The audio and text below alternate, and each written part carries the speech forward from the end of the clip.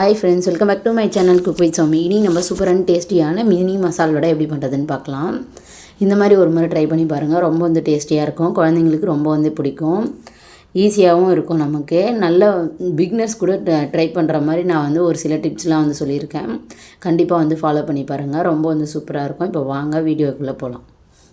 First கடலைப்பருப்பை இந்த மாதிரி 5லேருந்து 6 மணி நேரம் நான் ஊற வச்சு எடுத்து வச்சுருக்கேன்.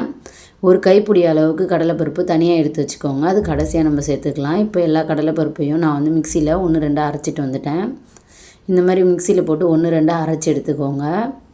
ரொம்ப நைஸாக அரைஞ்சிடக்கூடாது. 1-2 தான் அரைக்கணும். அப்போ தான் நமக்கு நல்லா கிறிஸ்பியாக டேஸ்டியாக இருக்கும். நல்லா நம்ம அரைச்சிட்டோன்னா நல்லா கிறிஸ்பியாக இல்லாமல் சாஃப்டாக ஆகிடும். அதனால் இந்த மாதிரி 1-2 அரைச்சிக்கோங்க. கடைசியாக நம்ம முழுசாக எடுத்து வச்சுருக்க பருப்பு சேர்த்துக்கலாம். இப்போ ஃபஸ்ட்டு பேட்ச் நான் அரைச்சி எடுத்துட்டேன். இப்போ செகண்ட் பேட்சும் நம்ம அரைச்சி எடுத்துக்கலாம். இப்போ பாருங்கள், பருப்பு நல்லா ஊறிடுச்சு. இப்போ இந்த மாதிரி 5லேருந்து 6 மணி நேரம் ஊற வைக்கும்போது டேஸ்ட் நல்லாயிருக்கும். பருப்பு நமக்கு ரொம்ப பக்காவாக இருக்கும். ஃப்ரெண்ட்ஸ் பாருங்கள், இப்போ சேர்த்தாச்சு. இப்போ இந்த பேட்சும் அரைச்சி நம்ம சேர்த்து எடுத்துக்கலாம். இப்போ இது எல்லாத்தையும் அரைச்சி எடுத்துட்டேன். இப்போ நம்ம எடுத்து வச்சுருக்க கடலை பருப்பை சேர்த்துக்கலாம். இந்த மாதிரி முழுசாக சேர்க்கும் போது நல்லா நம்ம சாப்பிடும்போது கடி போடும். முழுசாக இருக்க கடலைப்பருப்பு ரொம்ப டேஸ்டியாக இருக்கும். கருவேப்பிலை, கொத்தமல்லி இந்த மாதிரி பொடியாக கட் பண்ணி வச்சுருக்கேன். அதை சேர்த்துக்கோங்க. காஞ்ச மிளகாவும் நல்லா பொடியாக கட் பண்ணி வச்சுருக்கேன். சோம்பு கொஞ்சமாக எடுத்திருக்கேன். 1 ஸ்பூன் அளவுக்கு சோம்பு எடுத்திருக்கேன். ஒரு 3 வெங்காயம் எடுத்திருக்கேன். நல்லா பொடியாக சாப் பண்ணி வச்சுருக்கேன். இந்த மாதிரி நல்லா பொடியாக கட் பண்ணி சேர்த்துக்கோங்க. ரொம்ப டேஸ்டியாக இருக்கும். நம்ம வெங்காயம் எந்த அளவுக்கு சேர்க்குறோமோ அந்த அளவுக்கு டேஸ்ட் சூப்பராக இருக்கும். ஃப்ரெண்ட்ஸ் பாருங்கள், வெங்காயம் நான் நிறைய சேர்த்துருக்கேன். இப்போ நம்ம எல்லாத்தையும் சேர்த்துட்டோம். இப்போ இதுக்கு தேவையான அளவுக்கு உப்பு சேர்த்துக்கலாம். சால்ட் இப்போ எல்லாத்துக்கும் சேர்த்தாச்சு. இப்போ கடைசியாக பூண்டு தட்டி வச்சுருக்கேன் 1-2 தோலோடு. இப்போ அதையும் சேர்த்துக்கோங்க. பூண்டு சேர்க்கும்போது நல்ல ஒரு ஃப்ளேவர் கிடைக்கும். நல்ல டேஸ்டியாக இருக்கும் நமக்கு வடை. பாருங்கள், இது எல்லாத்தையும் சேர்த்து நல்லா கலந்து விட்டுருங்க. எல்லாத்தையும் நல்லா ஒன்று சேர கலந்து விட்டுடணும். எல்லா இடமும் நம்ம சேர்த்துருக்க மசாலா எல்லாமே ஒட்டி பிடிக்கணும். அப்போ தான் டேஸ்ட்டாக இருக்கும். நம்ம சேர்த்துருக்க சோம்பு, கருவேப்பிலை, கொத்தமல்லி எல்லாமே எல்லா பக்கமும் பரவணும். நான் ஃபுல்லாக உங்களுக்கு மிக்ஸ் பண்ணிவிட்டு காமிக்கிறேன் பாருங்கள். எல்லா பக்கமும் நல்லா மிக்ஸ் பண்ணணும். எல்லா பக்கமும் நல்லா நமக்கு நம்ம சேர்த்துருக்க ஸ்பைசஸ் எல்லாமே ஈவனாக வரணும். அப்போ தான் நமக்கு நல்லா டேஸ்டியாக இருக்கும் வடை. இப்போ நல்லா ஒரு 2 நிமிஷத்துக்கு நல்லா கலந்து விட்டுட்டேன். இந்த மாதிரி நல்லா கலந்து எடுத்துக்கோங்க. எல்லா பக்கமும் நல்லா பரவுற மாதிரி. இப்போ வடை மாவு நமக்கு ரெடி ஆகிடுச்சு. இப்போ கடாயில் எண்ணெய் சேர்த்துக்கலாம். இப்போ நம்ம தேவையான அளவுக்கு பொரிக்கிறதுக்கு எண்ணெய் சேர்த்துக்கலாம். எண்ணெய் சேர்த்துட்டேன். எண்ணெய் நல்லா பொரிஞ்சு வரணும். இப்போ எண்ணெய் நல்லா காஞ்சிடுச்சு பாருங்கள். இப்போ நம்ம கொஞ்சம் கொஞ்சமாக மாவு எடுத்து அதை எப்படி தட்டுறதுன்னு நான் காமிக்கிறேன் பாருங்கள். பிகினர்ஸ் கூட ட்ரை பண்ணலாங்க. பாருங்கள், ஒரே ஒரு விரல் இருந்தால் போதும், கட்டை விரல். நம்ம அதிலே சூப்பராக நம்ம வடையை தட்டிடலாம். ரொம்ப ஈஸியான சிம்பிளான மெத்தடு. சமைக்கவே தெரியாதவங்க கூட கண்டிப்பாக சமைக்கலாம் ஃப்ரெண்ட்ஸ். அந்தளவுக்கு ஈஸியான ஒரு வடை ரெசிபி தான் இது. இந்த மாதிரி கையில் உருட்டிட்டு அதே கையிலேயே நம்ம கட்டை விரலில் லைட்டாக ப்ரெஸ் பண்ணோம்னா போதும்.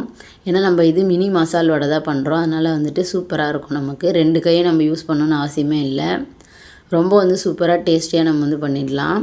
பாருங்கள், எண்ணெய் காஞ்சிடுச்சான்னு பார்க்கலாம். கொஞ்சமாக மாவு போடுறேன். நல்லா எண்ணெய் காஞ்சிடுச்சு. மேலே எலும்பி வருது பாருங்கள். இந்த மாதிரி எண்ணெய் காஞ்சிருக்கணும். அப்போ தான் நமக்கு வடை பொரிக்கிறதுக்கு சூப்பராக இருக்கும். பாருங்கள், இதே மாதிரி நான் எல்லா வடையும் தட்டி இதே மாதிரி போட்டுக்கலாம். ரொம்ப ஈஸியாக இருக்கும் ஃப்ரெண்ட்ஸ். கண்டிப்பாக இந்த மெத்தட் ட்ரை பண்ணி பாருங்கள். இப்போ நம்ம ஒரு பேட்ச் போட்டிருக்கோம் பார்த்தீங்களா. இப்போ இது நல்லா வெந்து வர்றதுக்குள்ளேயே நம்ம ஒரு தட்டில் இதே மாதிரி குட்டி குட்டியாக வடையை இன்னொரு பேட்ச் நம்ம சேர்த்துக்கலாம்.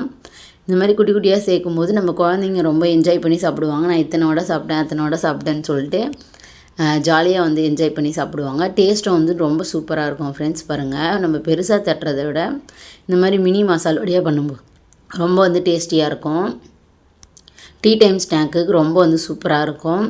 இல்லை நம்ம ஏதாவது சாமி கும்பிட்றோம் அப்படின்னாலும் இந்த வடை ப்ரிப்பேர் பண்ணலாம். ரொம்ப டேஸ்டியாக இருக்கும். இப்போ நல்லா கலர் மாறிடுச்சு பாருங்கள், கோல்டன் ப்ரௌன் கலரு. இந்த அளவுக்கு வந்ததுக்கப்புறம் நம்ம எடுத்துக்கலாம் வடை எல்லாத்தையும். நல்லா கலர் சேஞ்ச் ஆகி வரணும். அப்போ தான் நமக்கு நல்ல ஒரு கிறிஸ்பியாக இருக்கும். வெளியில் உள்ளே பார்த்திங்கன்னா நல்லா சாஃப்டாக நல்லா சூப்பராக இருக்கும் டேஸ்ட்டு. இந்த மாதிரி நல்லா கலர் மாறி வரணும் ஃப்ரெண்ட்ஸ். மாறி வந்ததுக்கப்புறம் தான் நம்ம எடுத்துக்கணும். இல்லைனா உள்ளே வேகாது, வெளியில் நமக்கு கிறிஸ்பியாகவும் இருக்காது, சாஃப்டாகிடும். அதனால் நல்ல கலர் சேஞ்ச் ஆகணும். இப்போ பாருங்கள், அடுத்த பேட்ச் நான் வந்து தட்டி ரெடியாக எடுத்து வச்சுருக்கேன் பாருங்கள். இப்போ இது எல்லாத்தையும் நம்ம ஒன்று ஒன்றா வந்து சேர்த்துக்கலாம். இந்த மாதிரி செய்யும்போது நமக்கு டைமும் வந்துட்டு சேவ் ஆகும், நமக்கு செய்கிறதுக்கும் வந்து சிம்பிளாக இருக்கும். இந்த மாதிரி கண்டிப்பாக வந்து ட்ரை பண்ணி பாருங்கள். ரொம்ப ஈஸியான மெத்தட் தான். நான் இது வரைக்கும் சமைச்சதே இல்லை அப்படின்றவங்க கூட சூப்பராக வந்துட்டு ட்ரை பண்ணலாம். அந்தளவுக்கு ஈஸியான ஒரு ரெசிபி தான். இப்போ இது எல்லாத்தையும் நம்ம வந்து சேர்த்துக்கலாம். எல்லாத்தையும் நான் வந்து சேர்த்துட்ட பாருங்க. இப்போ நல்லா வந்து கலர் சேஞ்ச் ஆயிடுச்சு. இந்த அளவுக்கு கலர் சேஞ்ச் ஆகி வந்ததுக்கப்புறம் நம்ம வந்து எடுத்துக்கலாம் அடுத்த பேட்ச்சு. இதே மாதிரி நம்ம எடுத்து வச்சுருக்க எல்லா மாவுலேயும் வந்துட்டு வடை வந்து தட்டி எடுத்துக்கலாம் குட்டி குட்டியாக. இந்த மாதிரி சூப்பராக பாருங்கள் ரெடி ஆகிடுச்சு. இது வேகிறதுக்கும் நமக்கு வந்து டைம் நிறைய எடுக்காது ஃப்ரெண்ட்ஸ், சீக்கிரமாக வந்து வெந்து வந்துடும். இப்போ குழந்தைங்க ஸ்கூல் போயிருக்காங்க அப்படின்னா நீங்கள் மதியம் வந்து ஊற வச்சிங்கன்னா ஈவினிங் செஞ்சு தரத்துக்கு கரெக்டாக இருக்கும். ஸ்கூல் விட்டு வரும்போது இந்த மாதிரி நம்ம செஞ்சு கொடுத்தோன்னா ரொம்ப வந்து சூப்பராக இருக்கும். பாருங்கள் அடுத்த பேட்சும் ரெடி ஆகிடுச்சு. நம்ம இப்போ அடுத்த பேட்சும் வந்து போட்டு பொரிச்சிக்கலாம். இதே மாதிரி ஒன்று ஒன்றா வந்து போட்டுக்கோங்க. எண்ணெய் வந்து நல்லா காஞ்சிருக்கணும் ஃப்ரெண்ட்ஸ். பாருங்கள், நம்ம வடை போட்டதுக்கப்புறம் சிம்மில் வச்சுக்கணும். அதுதான் வந்து முக்கியமான டிப்ஸு, அதை ஃபாலோ பண்ணிக்கோங்க. ஏன்னா நம்ம வடை போட்டதுக்கப்புறம் ஃபுல்லாக ஆயில் வந்து ரொம்ப ஹீட் ஆகிடுச்சுன்னா சீக்கிரம் வந்து வெளில கலர் மாறிடும், உள்ளே வேகாது. அதனால் நம்ம வடை சேர்த்ததுக்கப்புறம் வந்துட்டு சிம்மில் வச்சிடணும் அடுப்பை. அப்போ தான் நமக்கு பர்ஃபெக்டான வடை நல்லா கலர் சேஞ்ச் ஆகி கிடைக்கும். பாருங்கள், சூப்பரான டேஸ்டியான மினி மசால் வடை ரெடி ஆகிடுச்சு. நீங்களும் வந்து ட்ரை பண்ணி பாருங்கள். டெய்லி என்ன செய்கிறது அப்படி சொல்லிட்டு யோசிக்காமல் இந்த மாதிரி வந்து டிஃப்ரெண்ட்டாக வந்து செஞ்சு கொடுங்க. ரொம்ப வந்து என்ஜாய் பண்ணி சாப்பிடுவாங்க குழந்தைங்க. தேங்க்ஸ் ஃபார் வாட்சிங். தேங்க்யூ.